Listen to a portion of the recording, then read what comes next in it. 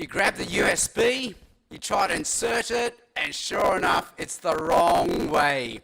You got to pull it out, start again, and flip it. No matter how many times you do it, it happens every time. And maybe that's how life feels for us.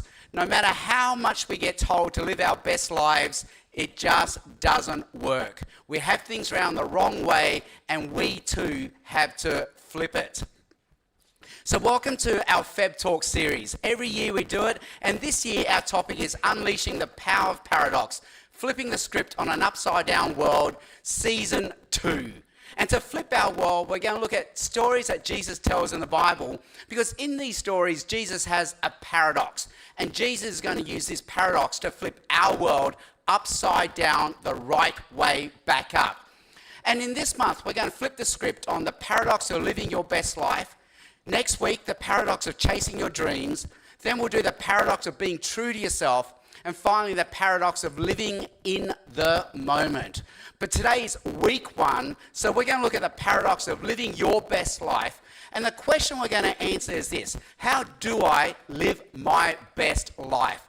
And I'm going to try to answer this in the form of a 20-minute talk from me now, followed by question and answer from you guys. So as I'm speaking, think of whatever question you want to ask.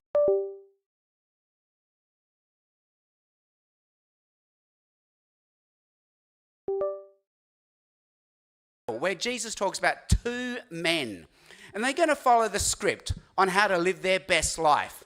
But there's going to be a paradox, and Jesus will use that paradox to flip the script for us. So let's begin. How do I live my best life? Well, the script we're told is this: well, you just got to live your best life. And Jesus in the Bible tells us this story. To some who were confident of their own righteousness, and they look down on everyone else, well, Jesus tells this story to them. So the story begins. 2 men went up to the temple to pray. One was a Pharisee, the other was a tax collector. And the Pharisee, well, he stood by himself and prayed, God, I thank you. I thank you I'm not like other people. I'm not like robbers, evildoers, adulterers, and especially I'm not like this tax collector. No, I fast twice a week and I give a tenth of all I get. Jesus tells a story. He says 2 men go to the temple to pray. That would be like today. 2 men go and post on Instagram and brag about their lives. And Jesus begins by zooming in on someone we call a Pharisee. Now, this man was an influencer. He had a lot of social capital. And he posts. He says, hey, I thank you. I'm not like other people. No, I take my wife out on date night, not just once a week, but twice a week. I work out not just once a day, but twice a day. I go out with my friends and I'm the one who pays for drinks. And he posts away, #thankful, #blessed, #living my best life. And he gets a thumbs up, he gets the likes, he gets all the kudos. Why? Because he's living his best life. Now, the phrase living your best life, we can trace it back to Oprah, how to live your best life. And it's this idea that we can live life to its full potential. In the same way your car would love to be on the open road in top gear, top speed, living to its full potential, we too have a full potential and we can live our best life. And for all of us, it will be different. Maybe it will be to exercise more. Maybe it will be to make more money. Maybe it will be to have more free time. Maybe it would be to spend more time with your children. Maybe it would be to quit the job you hate and do what you love instead. It's a great story because it promises us our best life. But if it's so good, why are we exhausted, stressed, and empty when we chase our best life? Well, this is the paradox of trying to live our best life. And the paradox is this: it actually brings the worst out of you. So let's go back to that Bible passage and notice how it begins. Jesus tells his story. Why? He was telling this story to those who were confident of their own righteousness, and they look down on everyone else. That's why Jesus tells this story. Jesus tells this to people who have become ugly on the inside when they're chasing the best life. Why? Well, this is the problem, and there are at least two problems. Problem number one is this. Well, what is best? Now, guys, you know what this is like. When you go with your lady to go shopping, two things will happen. You're going to need a chair, because what you thought was going to take minutes is going to take hours. And the other thing that happens is this. She will come to you and say, hey, which one looks better? And you're thinking, what is better? Philosophers will call this a category mistake, because you're importing a value statement into a descriptive statement. But what is better? How do you define better? And that's the same with chasing your best life. What is best? I remember many years ago, I had 6 months of paid long-term leave. And I didn't know what to do with 6 months of paid leave. Like, should I spend more time with family? Should I spend more time with friends? Should I travel? Should I write? Should I rest? Because if I'm resting, then I'm not writing. But if I'm writing, then I'm not traveling. But if I'm traveling, I'm not spending time with friends. If I'm spending time with friends, now I'm not spending time with family. So I was like a dog chasing my tail, because I didn't know what I was looking for. What is best? In Eternity magazine, just last year, I read Karen's story. I came top in 7 subjects. That was her best life. But the despair rushed back in. Because what is the best life? How do you know when you found it? And this leads to problem number 2 then. If we don't know what is best, then we have to compare ourselves to others. Now, I'm in the shortest 1% of the human population. If you don't believe me, here's a photo to prove it. And it's not CGI, this is a real photo. I caught up with an old friend. I am very short, but that's why I love going to Asia. Because in Asia, everyone is short, and compared to them, I'm tall. If you don't believe me, look at this photo. See, here's the thing. If you want to feel good about yourself, you just need to find other people not as good as you and compare yourself to them. Put them down, and that's how you raise yourself back up. And that's what this man does in the story. He says, thank you, God, I am not like other people. And he looks down on morally inferior people to lift himself up. But it makes him ugly on the inside, because he's become self-righteous and judgmental. So how can we flip this around? Well, the flip is this. Let God be the judge of what's best for you. Let's have a look at the story.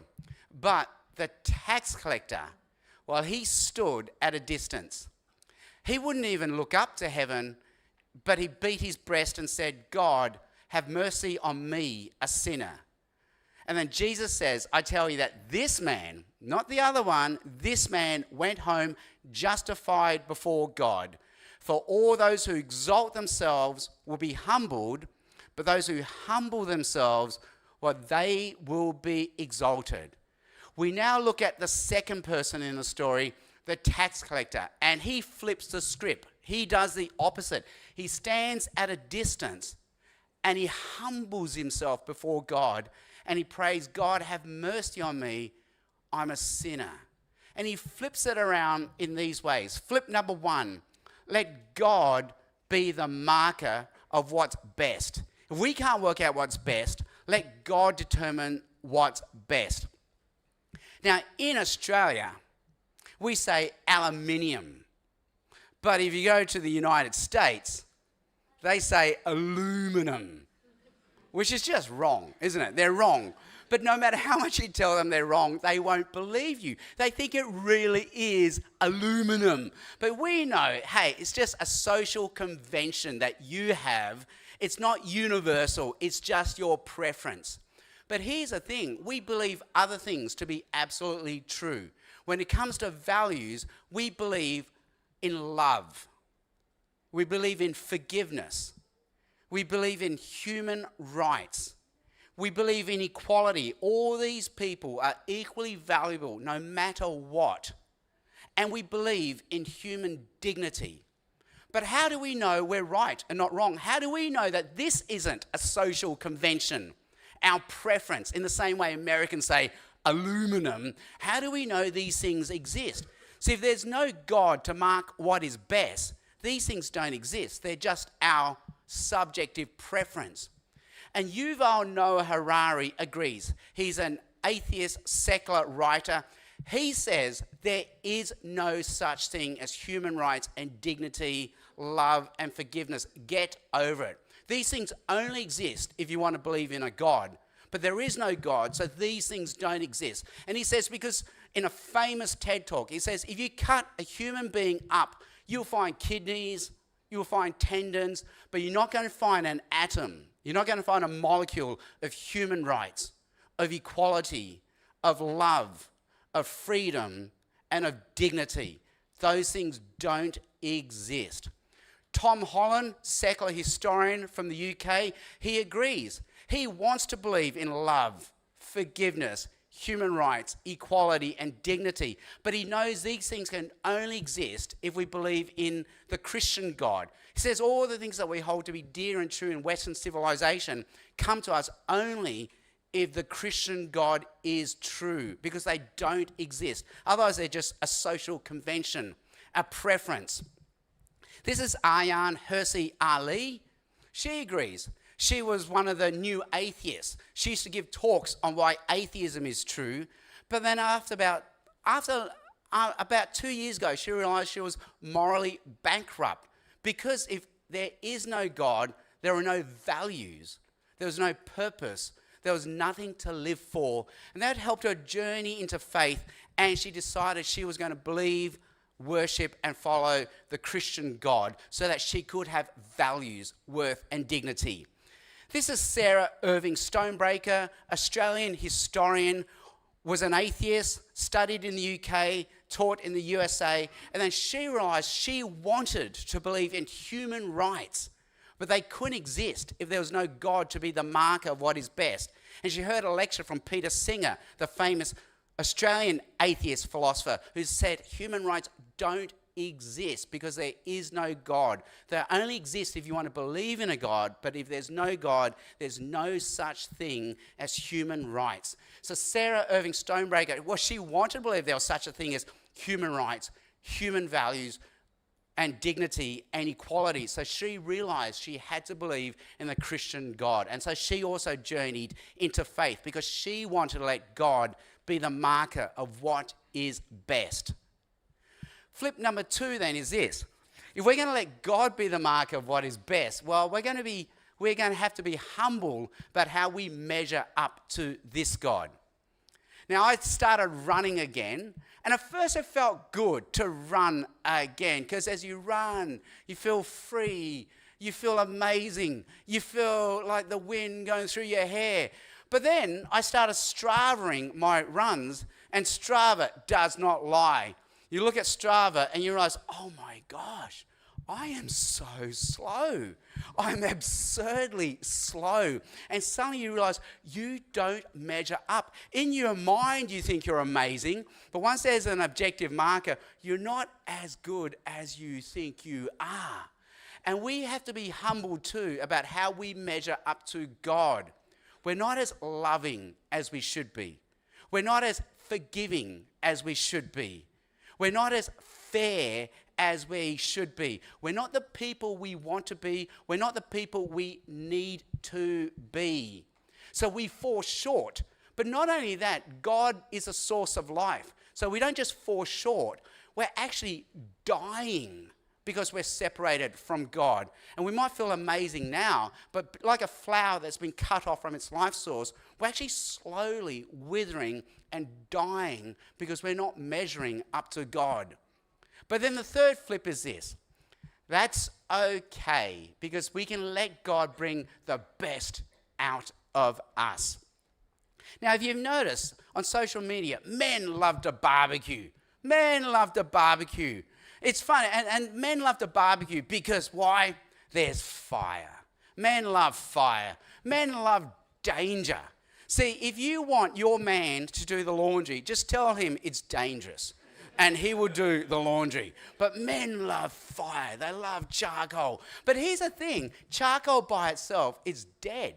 It's just this black, dead lump of wood. So to get it alive, you actually have to bring the fire from some other source, and then it comes alive.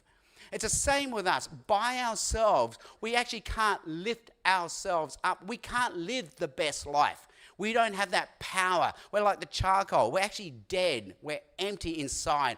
But that's okay, because in this story, Jesus says, if you call out to God, he will lift you up, and he will bring the fire and the power. So humble ourselves before God. Let him define what is best. Know that we fall short, but that's okay. Call out to God, and he'll bring the fire. He'll bring the power, and we can live the life we want to live, the best life that God has planned for us. So do you remember our original question? It was this: the paradox of living your best life. How do I live my best life? And we've looked at this. The script we're usually told is this, is simply, well, you just got to live your best life. But the problem with this is it brings the worst out of us, because we don't know what is best, and the only way we can make ourselves feel better is to put other people down. So instead we can flip it by saying, you know what, I'll let God be the judge of what's best. And I'll do this in 3 ways. 1, I'll let God be the marker of what is best. But when that happens, I have to also be humble about how I don't measure up to God's best. But that's okay, because I can call out to God and let him bring the best out of me. This is a statue of C.S. Lewis. He's a writer who used to be an atheist who journeyed into the Christian faith. This is at Anderson University in South Carolina. And apparently, if you rub his head, it will give you good luck. And it's true. But C.S. Lewis is famous because he was an atheist.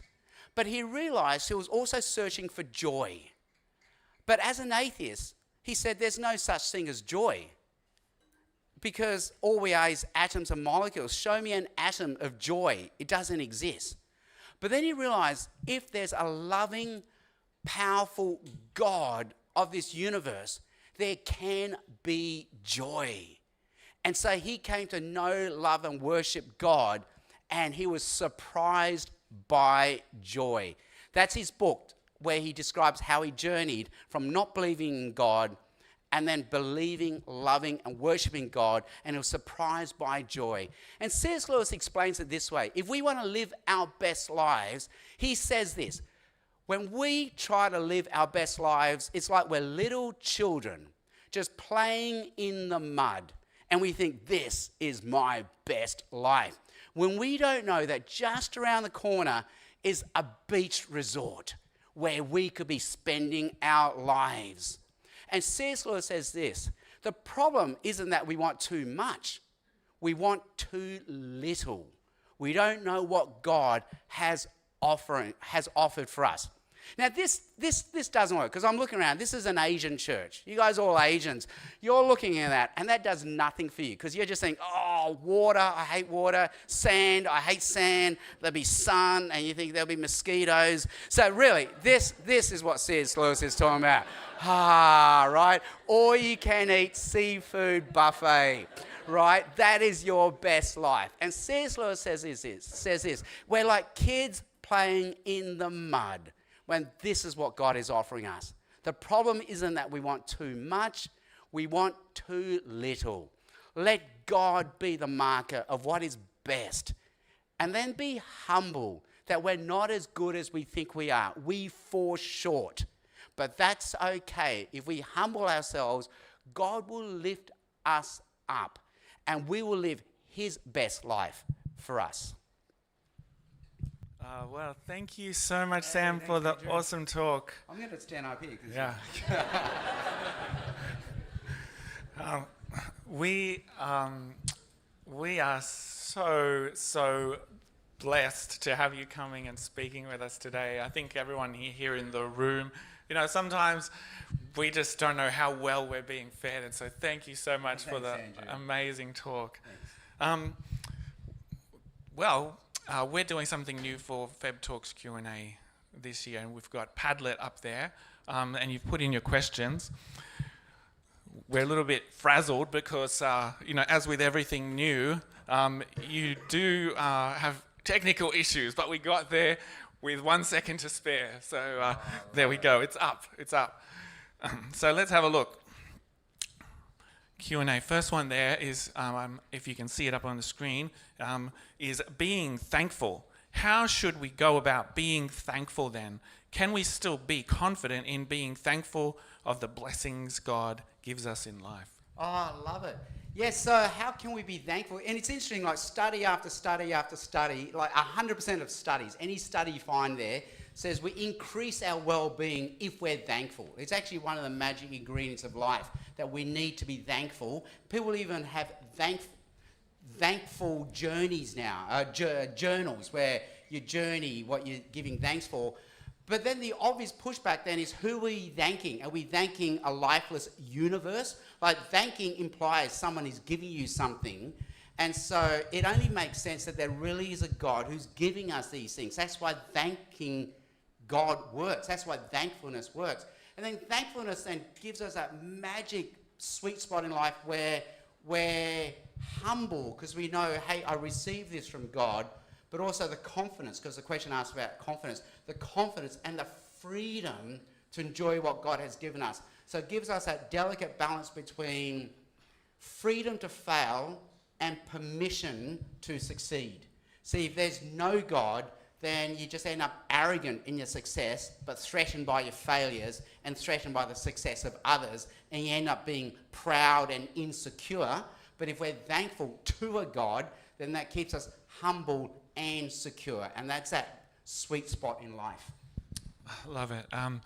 Best life. Next question is, what would you say to a friend who has a very comfortable life and is not a Christian, enjoys music, has a loving family, they're well off, maybe it's just exploring the deeper existential questions, surface not always what it seems. Okay.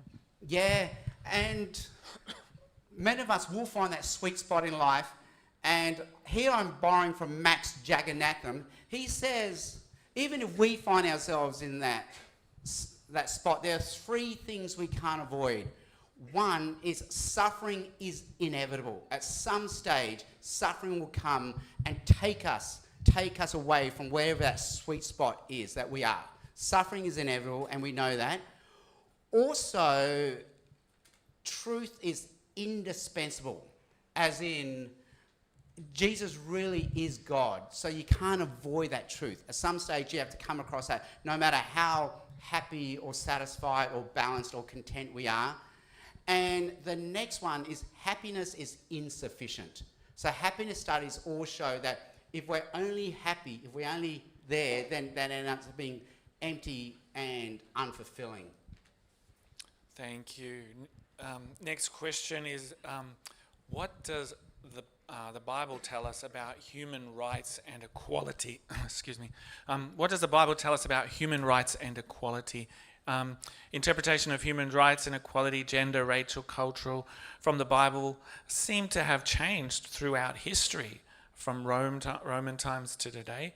What drives the change in interpretation, and how do we know we are understanding the Bible appropriately? This is where it'd be great to Google Tom Hollands, the secular UK historian, not Tom Holland's Spider-Man. And he does a lot of stuff on this. And he often gets challenged, like, okay, where does human rights come from? He says it comes from the Judeo-Christian Bible and the idea that every human being is made in what the Bible calls the image of God. Now, what does that mean? Well, at the very least, it means every human being has infinite value, worth, and dignity. And the way we treat a human being is the way we treat God. And that's what we're held accountable before God for. And the way you treated one of these people is the same way you treated me. That's what God would say. So every human being has infinite value, worth, and dignity. Also, Tom Hollands would say, and it's non-contingent value, worth, and dignity. So almost every society says your value, worth, and dignity is contingent on other circumstances, like how much you make, how big your car is, what job you have, how good you are at kicking a soccer ball, that sort of thing. But the Bible says, no, this is non-contingent. It's inherent, infinite value, worth, and dignity. Also, it says it's universal. What's true for you is actually true for everyone else. So that's all very unique to the Judeo-Christian faith. There's a debate where an atheist philosopher, I think he challenges Tom Holland, come on, is this unique to Christianity? Didn't we get it from any other civilization? And Tom Holland says, no, just look at where we came from. The Romans, the Greeks, they believed in inequality. They believed women were property of men. They believed in no one had value, worth, and dignity. And so this is very unique. And I'm not quite understanding the second half of the question, but yes, there might be different ways of applying that, but that's why we always have to return to the original source, that every human being is in the image of God. And that's why we believe what we believe about human dignity, value, worth. Yeah, so true. Just bouncing off that with the second part of the question, what drives the change in interpretation? I'm guessing, like I'm reading there, some of that idea of like, well, we've been reading through the Bible in a year, some of us, where we got a group doing it, and we're reading through Exodus and some of the laws there, and it seems like very different to the New Testament ethics. And so I'm thinking there, it seems like because there's a redemptive ethic in the Old Testament, it comes to the culture where it's at, and we go, why is there slavery in the Old Testament? And you go, well, the laws about, the laws about slavery in the Old Testament, they're actually to limit abuse of people and to protect human rights, right? Yes. And you have to read it in that context, that it's on a trajectory to God's ideal. That's right. So, and that's actually how the Bible begins in the very first chapter and states that every human is in the image of God. And then in the later chapters, we see how far we fall away from that ideal, and how God has to give laws to limit the abuses, but that's not the ideal. But then when Jesus comes, he restores us to that original ideal. So it's good that we have Jesus and the first chapters of the Bible. And that's why we judge things like slavery to be wrong, because on what other basis do we judge slavery to be wrong but for the first chapter of the Bible that says we're in the image of God, and what Jesus teaches when he comes? Without those two bookends, we actually can't call slavery wrong, because every civilization in the world has practiced slavery. Yeah, this is a deep question. Thank you for that question. Okay, so next question is, other ways of living out your best life. What is wrong with knowing what you want, living out your best life through self-worth without putting others down? You don't need God to do that. Oh, I love it. And so I actually Googled that, and it's funny, on the internet, everyone came up with exactly the same problems. They said, in the end, we don't know what is best. You arrive there and you think, is this it? Is this it? And that's why I shared Karen's story. She thought she had found her best life. She topped all 7 subjects in high school, and that actually sent her suicidal because it was empty when she climbed that mountain. And I meet a lot of people who tell me, I've got 6 months of unpaid leave coming up, because that usually happens when you work 8 or 10 years in an organisation. And they look at me with a big smile, and I tell them, this is so going to mess you up. You don't believe me. And then they see me after their 6 months of paid leave, and they said, I'm so messed up. I said, I told you it happened, because I said, you don't know what you're looking for. You won't know what you're looking for unless you import value, worth, and purpose into your next 6 months. Now, I use that analogy of the dress. Which dress is better? And it's sort of funny, but it's not. Because philosophers say all we have in this world without a God is what's called is. We have an is. Things just are. Atoms and molecules, they just are. But in this other category is a category called value statements. Better, worse, good, bad. You can't import value statements into the is statements. So it's what Hume, the philosopher, atheist philosopher, says, you've imported an ought into an is. And the word better or good is a value statement. So how can we import a value statement, this is a good life, into an is statement, unless there's a God who gives us that barometer for value? So good. Thank you so much, Sam. We didn't get through all the questions, but I think you smashed it. All right, thank you, Well Andrew. done. Thank you. Thanks.